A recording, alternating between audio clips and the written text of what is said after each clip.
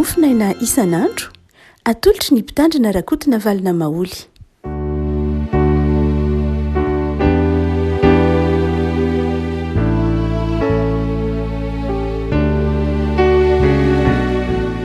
Fanimaraba tsika rehako malala tratra ity Alatsinainy fahasivy volana Janoary ity. Ny Mofonaina voalahatra ho antsika anio dia ny bokin'ny Salamo fa 400.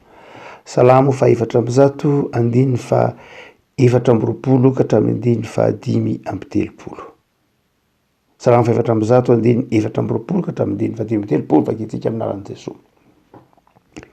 Endreny amaron'ny asanao Jehovah, fa endrena no nanaovanao azy rehetra, enika ny zavatra nataonao an-tany. Indron-dranomasina sady lehibe ny malalaka, any misy zava-mihetsiketsika tsy tambo isaina, dia zava-miaina na kely na lehibe. Any no alehan'ny sambo sy ny trozona, izay noforononao ilaolao any. Ireo rehetra ireo miandry anao mba homenao hanina amin'ny fotoany, manomenao dia manangona izy. Manokatra ny tananao ianao dia ivokiny soa izy. Manafina ny tavy anao ianao dia raiky tahotra izy. Alainao indray eny dia maty izy, ka mody any amin'ny vovoka nanalana azy. Maniraka ny fanahinao ianao dia ary izy, ary manavao ny tarehiny tany ianao. Mandrakizay any ny voninahitra Jehovah. Aoka Jehovah efaly amin'ny tanany, jereniny tany dia miroro, tendreniny tanany tendrombohitra dia midonaka. Hira ho an'i Jehovah raha mbola velona koa. Ankalazan'Andriamanitra raha mbola miaina koa. Ho mamy ny fisainako azy. Izao no ifaly amin'ny Jehovah. Ho lany ringana tsy ety amin'ny tany ny mpanota, ary ny ratsy fanahy tsy ety intsony. Saoran'i Jehovah ry fanahiko. Halleluja. Amen. Ray masonao manamasinana ny fahamarinana, ny teninao ny fahamarinana. Amen.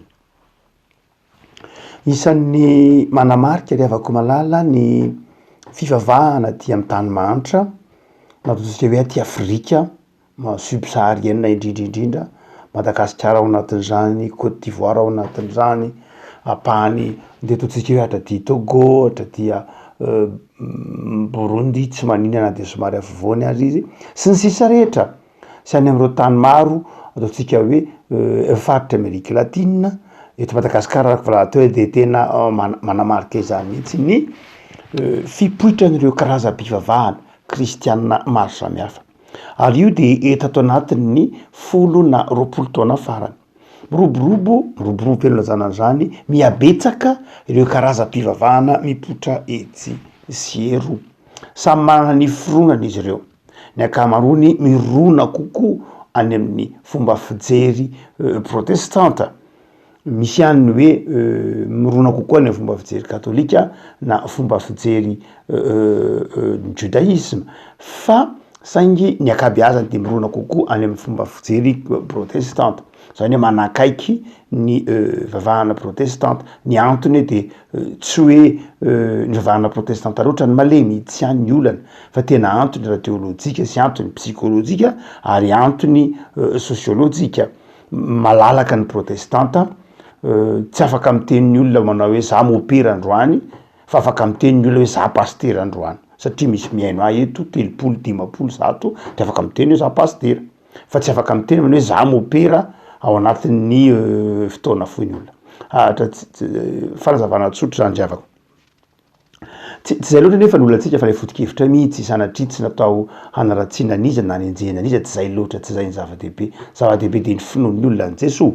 Fa na izany ana dia ny tiana tenena dia izao, rehefa mipoitra ireny karazam-pivavahana maro samihafa ireny etsy eroa, tsy ny fipoitrany loatra akory no sitsika resaka raha volaza teo, fa laha hoe rehefa mipoitra izy ireny dia Andriamanitra manahoana no voiziny. Andriamanitra manahoana no voiziny. Ino hoe Andriamanitra manahoana? Rehefa mijery zavatra anankiray ianao dia misy lafy maro no ahitanao azy. Tsy misy zavatra jeren'ny mason'ny olombelona ka lafy tokana. Lafy tokana no hitany eo fa ny zavatra dia maro lafy. Mety ho ny lafiny ankavia, lafiny ankavanana sy ny tahaka izany. Dia na ny fivavahana dia maro lafy tahaka izay mihitsy, arakaraka ny toeran'ny olona, arakaraka ny zava-misy no hijeren'ny olona ny zavatra anankiray.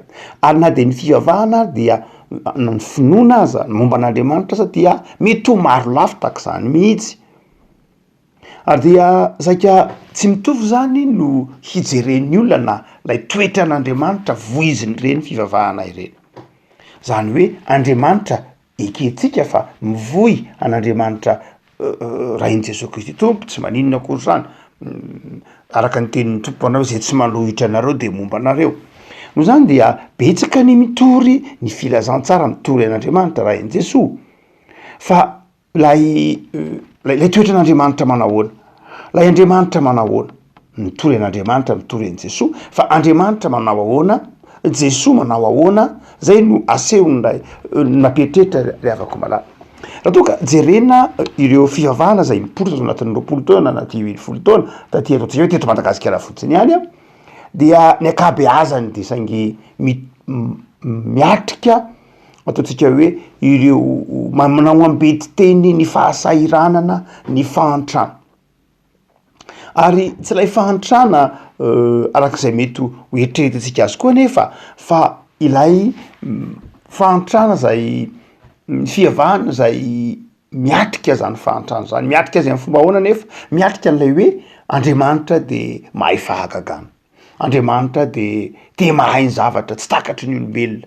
Mandrakariva tahak'izay mitranga any Afrika io tsika teo na mitoekana maro eto ambony tany na eto Madagasikara de zao ny saika voizina any anatiny reny fivavahana maro isan-karazany reny de ny hoe Andriamanitra mahay ny zavatra rehetra, Andriamanitra mahay fahagagana, Andriamanitra mahay zavatra tsy apozina, Andriamanitra mampanan-karena anatin'ny fotoana fohy, Andriamanitra afaka manampy ianao, afaka mampanan-karena ao anatin'ny zavatra zay mety ataonao. Zay tsy diso akory zany riavako malala, tsy diso mihitsy. Andriamanitra de mahay zavatra rehetra. Tsy tsika kristianina na izy teny Andriamanitra de manapetra ny heriny. Tsy tsika koa no andamana hoe Andriamanitra ny tsy mampanan-karena. Boky Samuela manao Andriamanitra mampanan-karena sady mampahatra. Fa raha jerena amin'ny votoaty amin'ny Baiboly manontolo. Rehefa mijery zavatra amin'ny Baiboly dia tsy hoe jerena amina toko anankiray na lafiny anankiray izy io fa mierimberitsika eto, fa jerena amina Baiboly manontolo.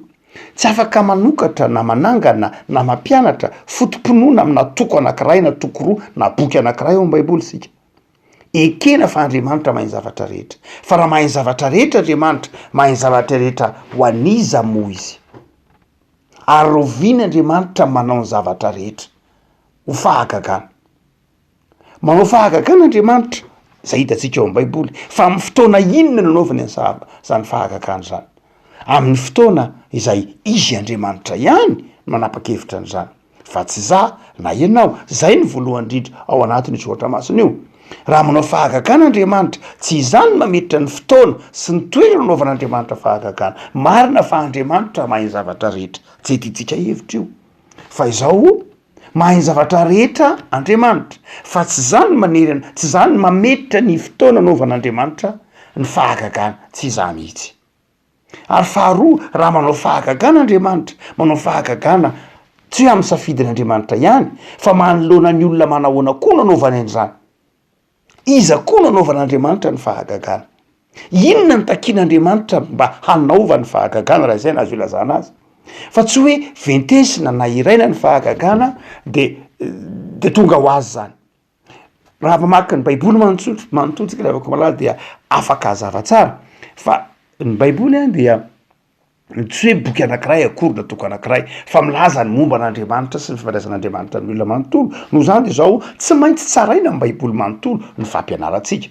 Na ny zavatra resahantsika na ny fotom-pampianaratsika, tsy maintsy tsaraina amin'ny Baiboly manontolo, fa tsy tsaraina amina toko iray na roa na tahaka izany. Tsy afaka manangana doktrina na fotom-pampianarana amina boky anankiray isika, fa tsy maintsy ny Baiboly manontolo.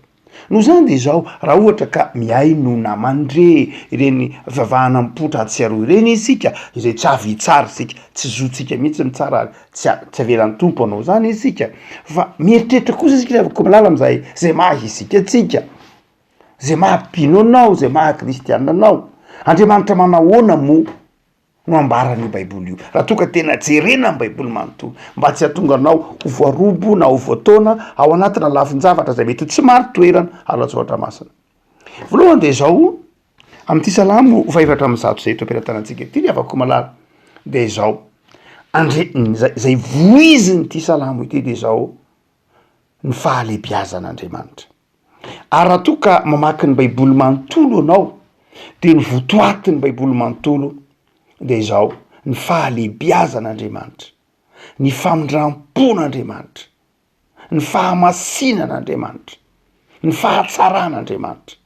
Zany hoe rehefa mitodika amin'Andriamanitra ianao dia ny baiboly manontolo ny mahamaika ny baiboly manontolo de mampahafantatra fa ny Andriamanitra ao de Andriamanitra lehibe, Andriamanitra masina, Andriamanitra tsara, Andriamanitra zay famindram-po koa nefa. Ary rehefa mivoy zany fivavahana zany isika rehefa ko malala, rehefa mivoy miresaka ny fivavahana de zao midera ny fahalehibiazan'Andriamanitra. Ary zay ny salamo re afako. Ary zay ty salamo 400 ity ny antsoina hoe mivavaka voalohany indrindra dia mitodika am'izay Andriamanitra lehibe, zay Andriamanitra mahagaga, zay Andriamanitra famindram-po zay.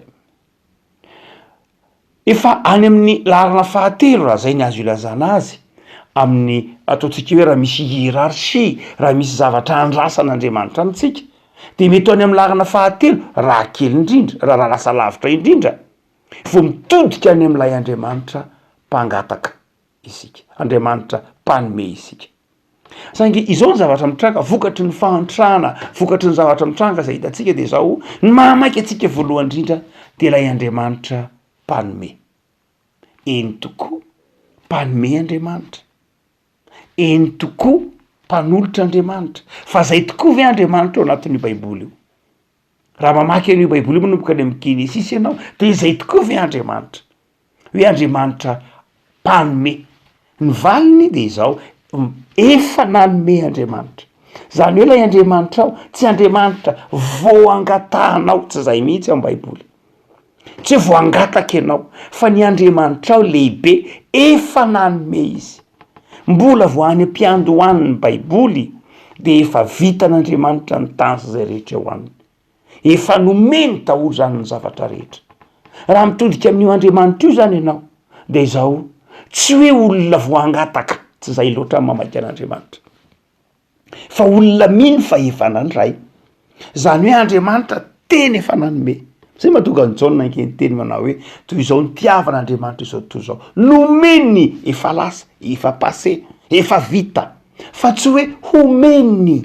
Zany hoe rehefa mitodika amin'Andriamanitra ianao de aza mieritreritra hoe voangataka zany, vo ampafantatra ny tenako amin'Andriamanitra zany, vo hitanisany zavatra ilaiko amin'Andriamanitra zany, vo amboraka ny zavatra manahirana. Tsy zay loatra ny Andriamanitra tompony kristianina, fa amin'ny baiboly de zao io Andriamanitra io de mahafantatra anao hatrany am-boalohany ary efa nanome ny zavatra rehetra ho anao.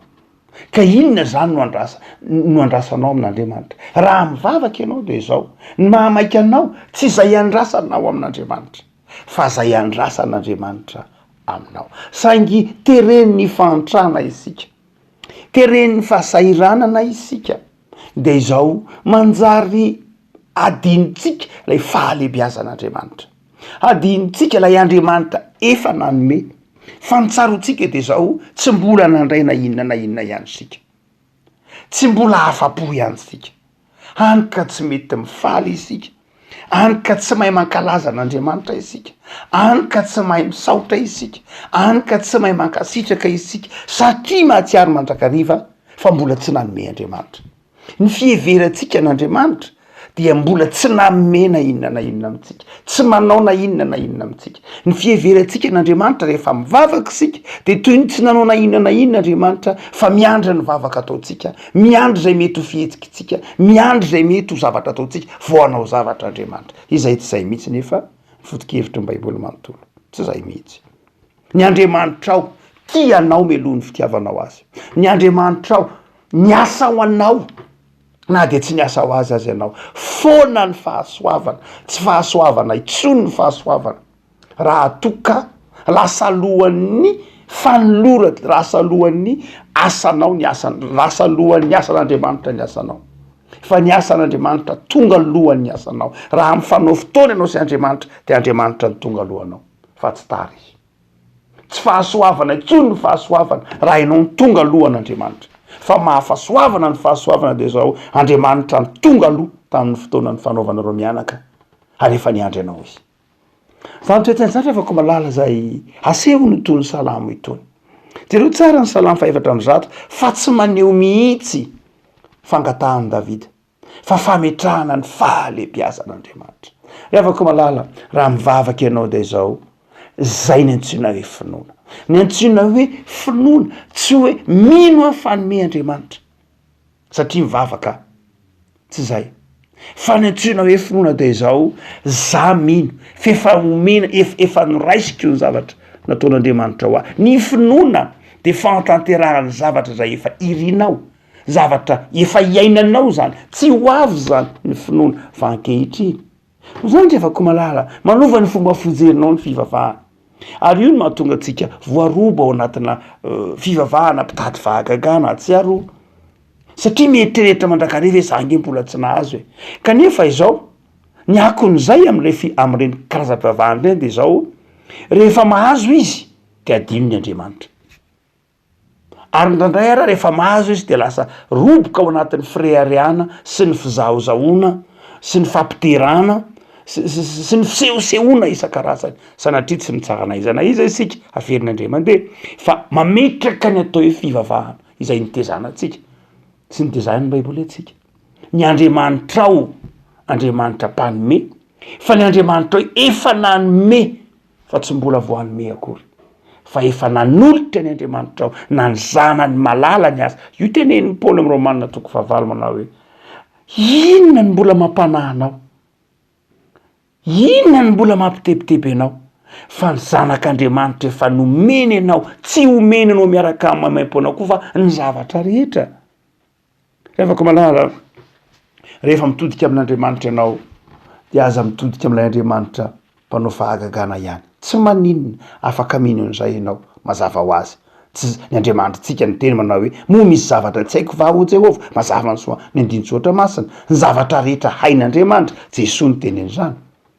Fa izao rehefa koa malala ny tena mahamaiky an'Andriamanitra raha miona aminy ianao de ianao manaiky ho Iarahana.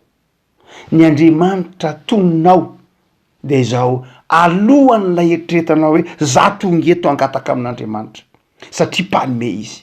Fa alohan'ny zavatra rehetra de manao hoe za tompo miteranao aza manaiky ho irahinao sy ampiasainao. Rehefa koa malala mitody amin'ilay Andriamanitra mpaniraka anao.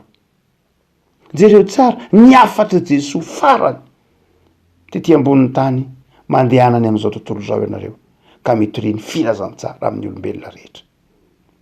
Ny afatra Jesosy farany amin'ny filazantsara de fanirahana.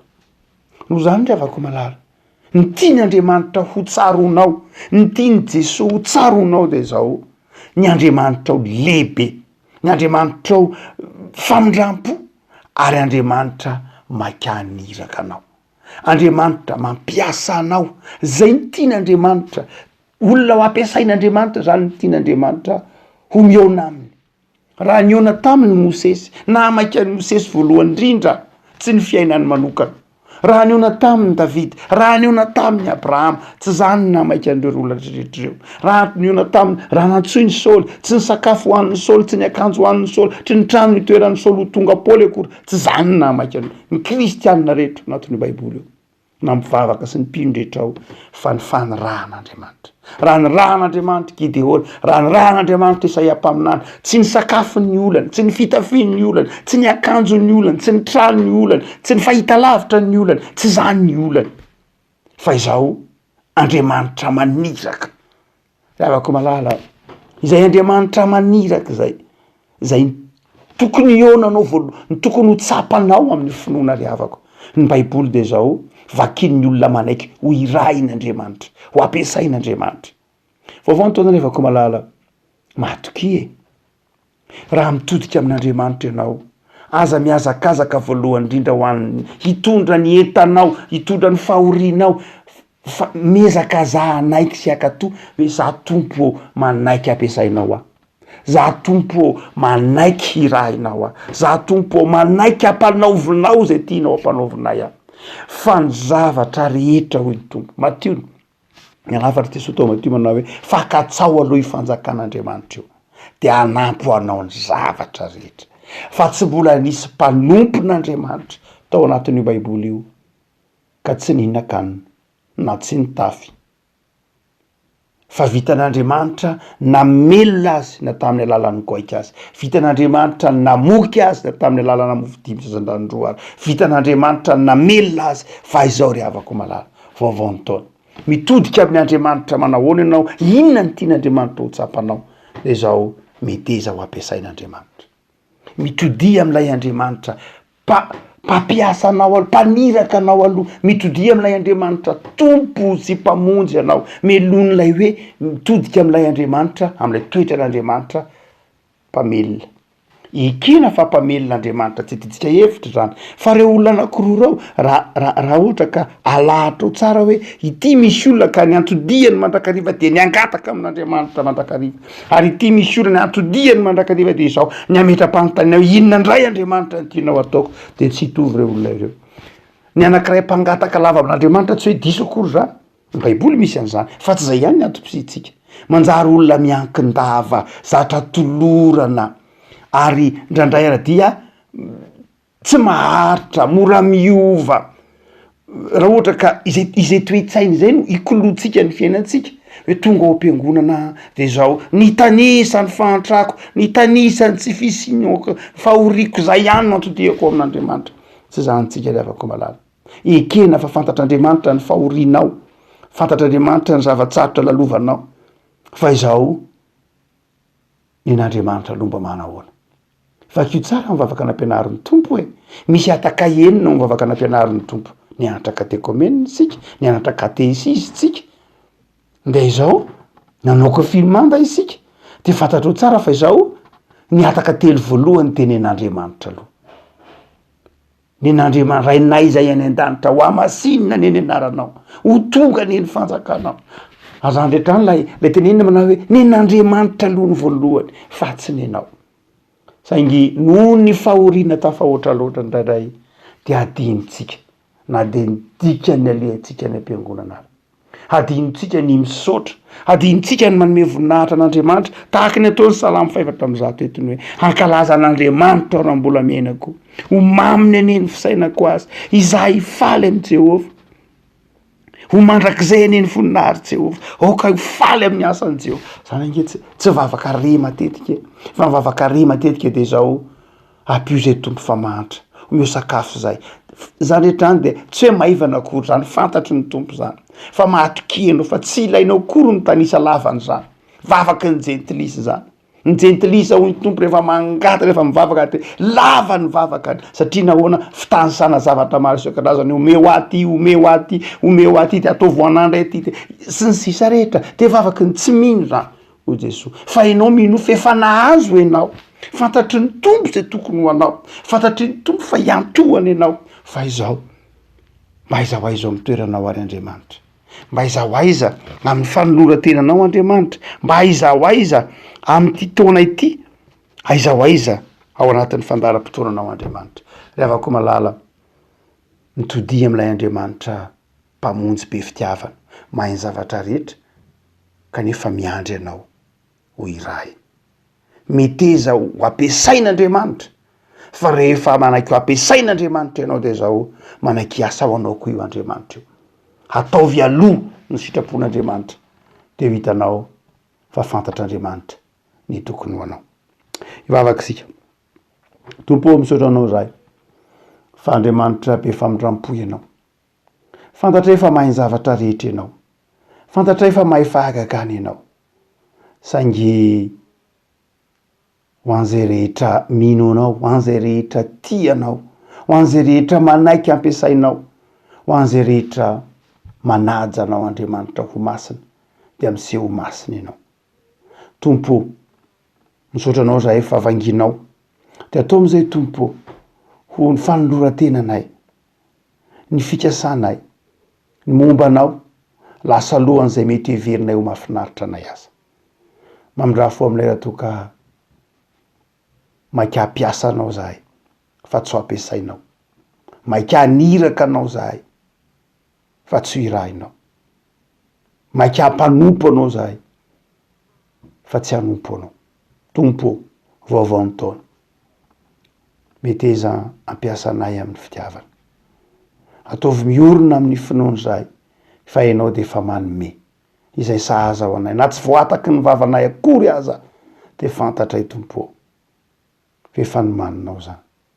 De mivavaka azy zay tompo, ampiasao amin'ny fifaliany zahay, ampiasao am'izay tianao ampiasana anay zahay, ho fiasan'ny fitiavanao, ho irakao anay zay misy anay, fa sy fantatray fa izay ampiasainao iantoanao, izay irahinao velominao, izay manompo anao teo mba fahasoavanao. Vaovao ny taona tompo, de amarino aminay fa raha ny zanakao sy ny asan'ny tananao adidinao ihany, de mametraka ny fiainanay zay Jesosy ho adidinao. Amen.